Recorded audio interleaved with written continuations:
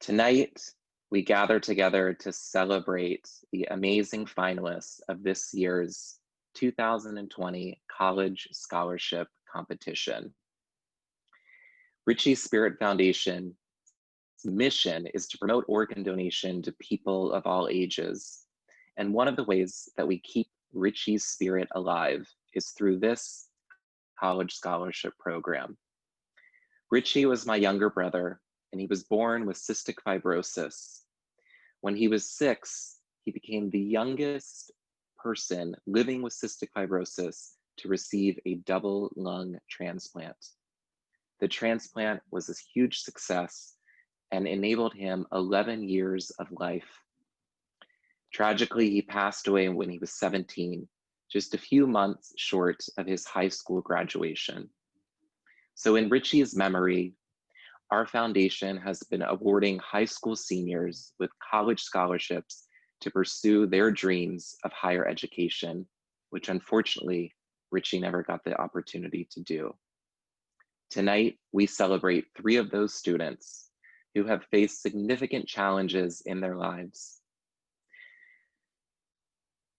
You're going to hear a little bit more about the scholarship process in a second, but I want to take this moment to thank all of our scholarship judges who spend countless hours reviewing a number of essays and who do this from all across the country. Thank you, judges. And to all of our students who applied and shared your personal stories with us, thank you for taking the time to share a challenge in your life and how you have made a positive impact because of it. You all are truly inspiring. And as we head towards the end of this rocky school year, I wish you all great success in all that's to come in your futures. Now I'll turn it over to Richie Spirit Foundation's Foundation Coordinator, Rose Shapiro. Thank you, Jordan, and thank you again to all the judges and applicants. This year, we received nearly 1,800 applications from high school students from all 50 states and Puerto Rico, and the applicants were asked to write about the most significant challenge they have faced and how they worked to overcome it. This spring, a panel of 40 judges selected the remaining 3 finalists, and we are joined today by many of our dedicated judges, and we'll hear from some of them in a moment. So let's welcome judging panelist Cassie Gray to speak about our first finalist. Hassan Javed shares his essay about becoming a survivor of abuse, feelings of isolation in the aftermath of his parents' divorce, and working to support his family during financial insecurity. Hassan's story is one of passion, curiosity, and service. Hassan founded a peer-to-peer mentorship program to increase graduation rates at his high school in Avon Park, Florida. Motivated by his family's experiences, Hassan is driven to improve the economic, political, and social forces that impact individuals. Hassan's teacher shares, Hassan's servant leadership mindset is what truly sets him apart from his fellow peers. Hassan sees the bigger picture and is able to connect these global issues to his personal values and mission, which will benefit the world's long-term health and success.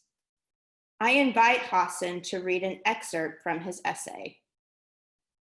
As a first-generation low-income student,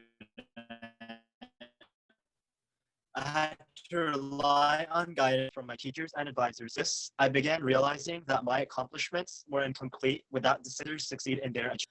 I strive to empower students of all backgrounds by developing Red Devil Buddies, a peer-to-peer mentoring initiative in my junior year. My peer mentoring success in reading post-secondary vision and underclassmen mentees. I will be attending Columbia University this fall to study economics and political science. I am most excited about being able to give back to my new community through Consult Your Community,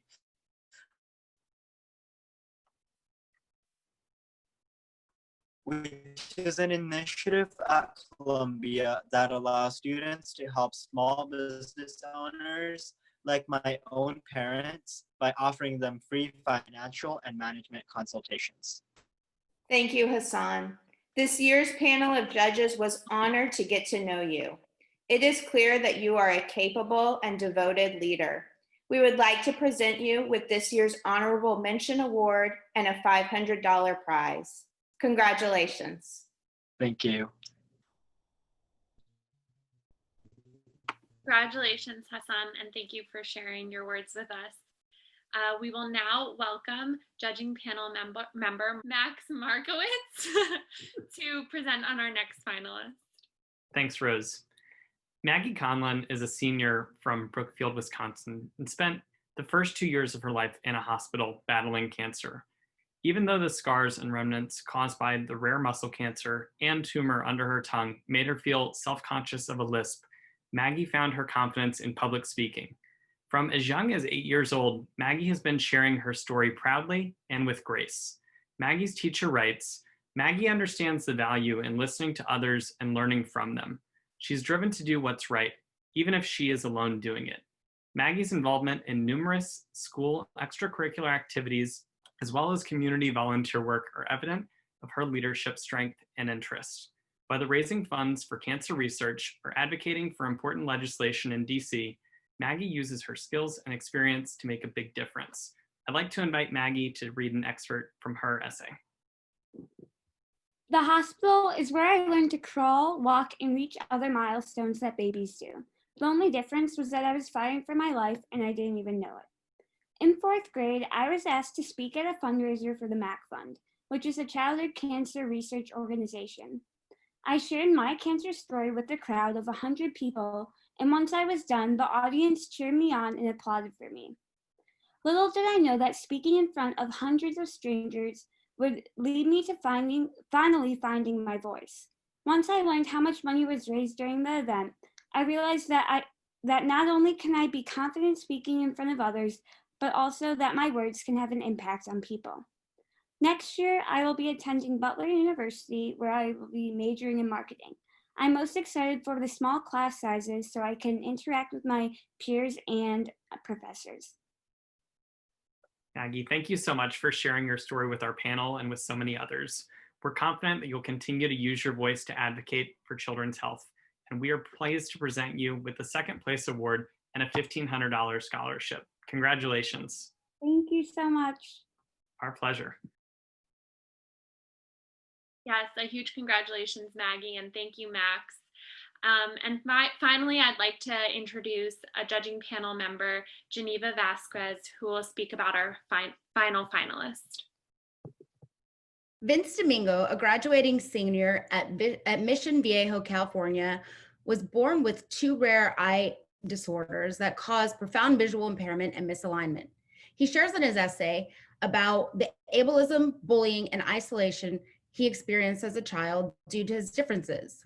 After immigrating to the United States at age 10, Vince chose to connect with his community by studying psychology and volunteering at a nursing home for those with mental disabilities. He is committed to serving those who suffer from trauma, challenges, and illnesses. His supervisor at Harris Care Center writes, Vince has increased the overall quality of our facility over the years, and he has repeatedly demonstrated his innovative mind, leadership skills, and commitment to his community. I think Vince is a person with a dream and the right heart and passion to realize it. We will now welcome Vince to read an excerpt from his essay. Thank you again for this opportunity. Here is the excerpt from my essay. Personally, I do not see this scholarship as a financial aid to earn a lucrative degree for a better life. Rather, I see it as an honor and a responsibility because it means someone has faith in me, that I could eventually become a person who can help better our society no matter how small. It would mean someone is giving me a chance to earn a degree that allows me to help my community beyond the nursing home facility that I have committed to in the past 7 years. It would mean my chance to become a person who can help stop the blood from bleeding, to help other people from becoming too harmed and damaged before they even have the chance to grow and thrive like me. I will be attending the University of California, Santa Barbara, and I hope to study psychology, which is the field that I'm most passionate about. I'm most excited about discovering new ways to apply psychology in order to help enrich our society. Thank you. Thank you for sharing, Vince. Vince, our panel is incredibly impressed by your compassion, commitment, and perspective. We know that you will continue to excel academically and continue to serve your community. In recognition of your positive spirit, leadership qualities, and outstanding academic achievement, I am excited to name you as the 2020 Significant Challenge College Scholarship winner and grant you a $3,000 scholarship. Congratulations, Vince. Thank you so much.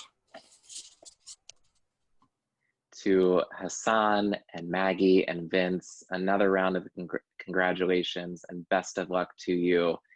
To our 3 judges who appeared tonight, Cassie, Max, Jeneva, as well as all of the other judges who made this possible. Thank you all. And to everyone for your continued support of Richie Spirit Foundation. It is so important now more than ever as we continue to keep Richie's spirit alive for years to come. I wish everyone a good night, stay healthy, and we'll see you next time.